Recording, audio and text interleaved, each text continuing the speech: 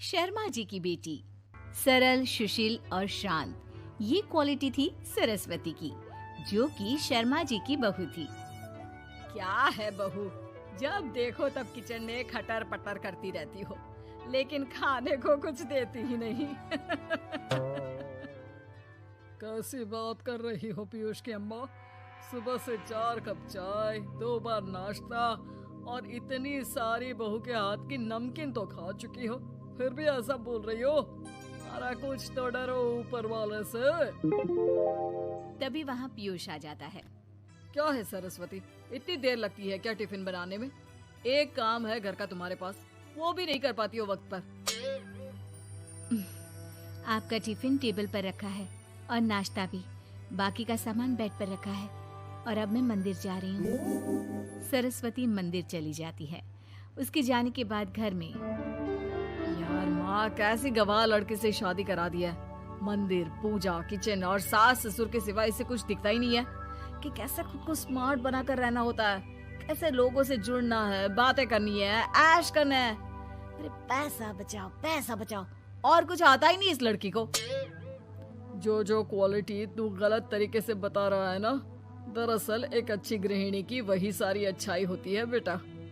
घर को चलाना, समाज में इज्जत दिलाना और घर वालों का ख्याल रखना, और चाहिए ही क्यों? अरे क्यों नहीं चाहिए कुछ और? लड़की ऐसी होती है कि घर आए तो पूरा घर बदल कर रख दे, सभी को खुश रखे। लेकिन बहू के अंदर तो ये सारी क्वालिटी है ही नहीं। अरे खुश तो उन्हें रखा जाता है जो खुश रहना जानते हैं। तुम लोगों को तो कोई खुश नहीं कर सकता। पिताजी, अब आप ही लोग सोचिए, क्योंकि मैं किसी और से शादी करना चाहता हूँ। आप लोगों को बहू के साथ रहना है या मेरे साथ? क्योंकि मैं अब इसके साथ नहीं रह सकता।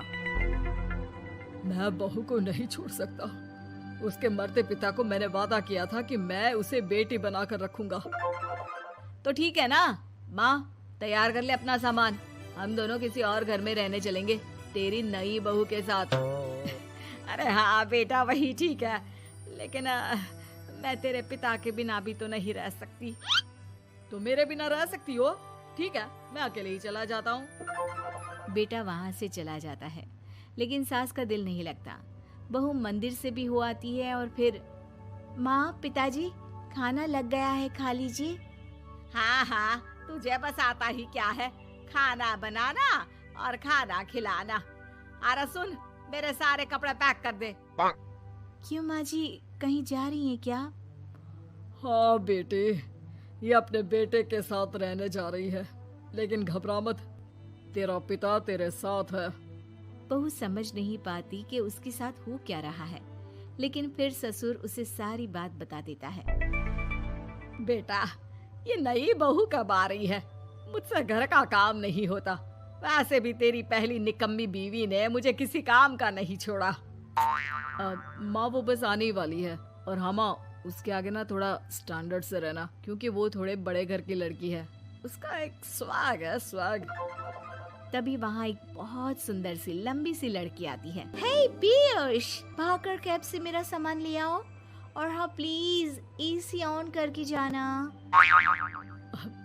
रीमा, ये मेरी माँ है। तुम चाहती थी ना कि मेरी माँ हम लोगों के साथ रहे। हेलो आंटी जी, हम लोग ना जल्दी शादी कर लेंगे, फिर मेरी जैसी टॉप लड़की आपको अच्छी बोलेगी। एक्साइटेड होंगी ना आप? पर नो इश्यू। पीयूष, सामान ले आओ ना, एंड आंटी आप पानी ले आइए प्लीज।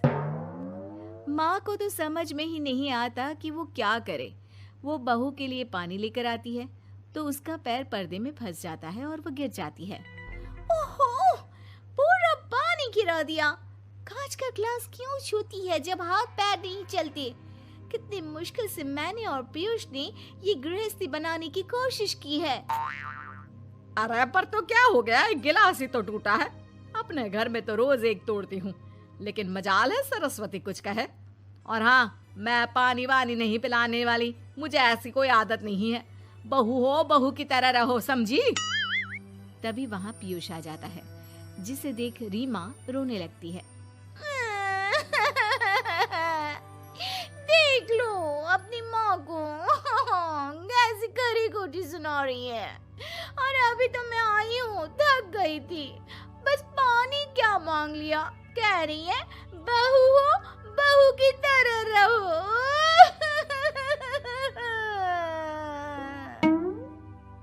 अरे यार माँ, समझा कर लाया था ना कि कैसे रहना है। माँ ऐसा करोगी तो मैं भी नहीं रख पाऊंगा तुमको हमारे साथ। वैसे भी आप ये समझो कि रीमा ने खुद कहा था कि माँ को साथ रखना। अरे हाँ हाँ बेटा, वो सिर्फ इसलिए कि मैं घर का सारा काम करूं, बैठे बैठे इस महारानी को खाना पानी दूं। वैसे भी मैं जा रही हूँ, मुझे तो इस लड़की की शक्ल भी अच्छी नहीं लग रही। मेरी सरस्वती के आगे तो ये कुछ भी नहीं है। निकलो निकलो यहाँ से। मैंने सोचा था बिना पैसे का नौकर मिल जाएगा, लेकिन नहीं। कुछ लोगों को आदत होती है फ्री की रोटी खाने की। निकलो यहाँ से। पीयूष, धक्के मार कर निकालो इस औरत को यहाँ से। अरे ये कैसी बात बोल रही हो रीमा? ये माँ है मेरी, माना थोड़ी जिद्दी है। अरे वाह बेटा वाह, अभी भी तुझे मेरी ही गलती दिख रही है ना? कोई बात नहीं। माँ वापस घर आ जाती है। बहू, मुझे माफ कर दे बेटा, वो तो शैतान का नानी है। माँ, मैं उनके बारे में कोई बात नहीं करना चाहती। ये मेरा मायका है। अब आप लोग मेरे माता पिता, मैं हमेशा यहीं रहकर आप लोगों की सेवा करूंगी।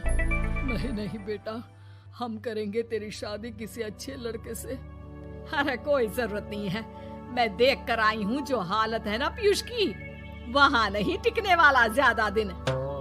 ना टिके वो उसकी मर्जी, लेकिन मेरी बेटी इतनी गई गुजरी नहीं है जो उसे कभी भी छोड़ो और कभी भी वापस आ जाओ तो वो तुम्हें अपना ले। अब ज्यादा ही हो रहा है आपका। माना मैंने गलत किया बहू के साथ, लेकिन वो उसका पति है। और फिर कहावत है ना, सुबह का भूला शाम को वापस आ जाए तो उसे भूला नहीं कहते। तभी वहाँ पीयूष आ जाता है।